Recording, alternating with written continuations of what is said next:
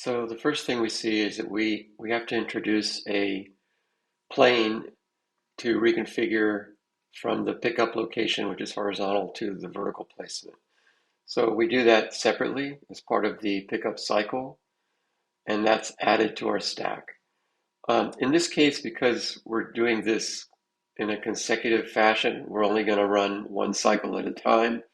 We do not need to use the weave component. We're just merging the 3 or 4 pickup cycles, I think there's 3, with the drop-off cycles, and merging those with the pose, our initial pose.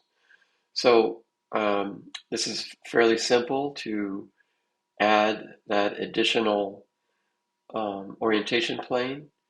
Then after that, the first thing we're doing is selecting the stick itself, the one that we're going to position, and we need to select one of the faces for beginning to extract the approach and attachment planes and the retract planes. So we have 3 planes.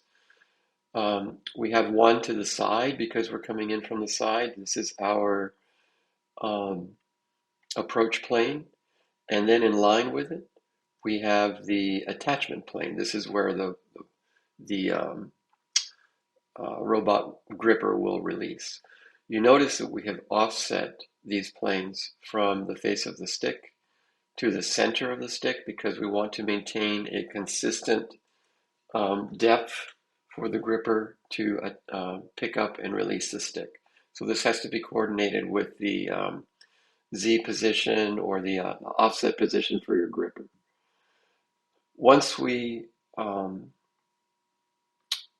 select the face of the stick, then the next thing we need to do is to generate the planes for each of these positions. So let's take a look at how we do that.